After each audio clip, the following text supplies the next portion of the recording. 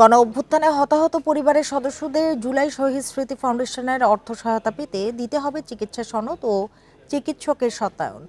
জালিয়াতির চেষ্টার কারণে এই উদ্যোগ বলে জানিয়েছেন ফাউন্ডেশনের সাধারণ সম্পাদক সার্জিস আলম। সহায়তার অর্থ দিতে গিয়ে বিপাকে পড়তে হচ্ছে বলেও জানান তিনি। জুলাই আগস্ট গণঅভ্যুত্থানে শহীদ হয়েছেন হাজারেরও বেশি, আর আহতদের সংখ্যা ছড়ায় 10,000। এসব পরিবারকে সহায়তা দিতে গঠন করা হয়েছে জুলাই শহীদ স্মৃতি ফাউন্ডেশন।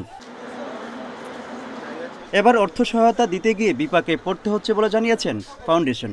সহায়তার টাকা স্ত্রী সন্তান নাকি বাবা মায়ের হাতে তুলে দেওয়া হবে তা নিয়ে পরিবারের সদস্যদের মধ্যে তৈরি হচ্ছে জটিলতা। বুধবার শাহবাগের সংবাদ সম্মেলনে এই তথ্য জানান সার্জিস আলম।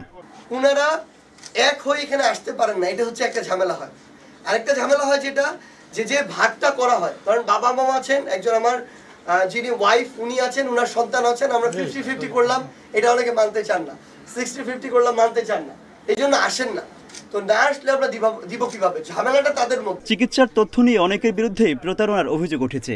এই কারণে স্বচ্ছতা নিশ্চিতে চিকিৎসকের সত্যায়ন বাধ্যতামূলক করা হয়েছে। আমাদের এখানে এমন অনেক ফাইল এসেছে যারা নিজের এখন বানিয়ে আনছে ওইভাবে, বিভিন্ন হসপিটাল থেকে, প্রাইভেট হসপিটাল থেকে ডাক্তারদের সাইন, ইভেন ওই সাইন তারা নীলক্ষেত বানাচ্ছে, এই প্রুফও আমাদের এখানে আছে। সো আমাদের অনেক বেশি চ্যালেঞ্জ ফেস করতে হচ্ছে যেন আমাদের এই লিস্টটা প্রশ্নবিদ্ধ না হয়। এখন পর্যন্ত জুলাই শহীদ স্মৃতি ফাউন্ডেশনের অ্যাকাউন্টে জমা হয়েছে 109 কোটি টাকা। এর মধ্যে আহত ও নিহতদের মধ্যে সহায়তা হিসেবে দেওয়া হয়েছে 47 কোটি টাকা। হিসাবে জমা আছে 61 কোটি টাকা। শহীদ পরিবার এবং আমাদের আহত যোদ্ধাদের জন্য কর্মসংস্থানের ব্যবস্থা করা। মোহাম্মদ ওমর ফারুক, ইন্ডিপেন্ডেন্ট নিউজ, ঢাকা।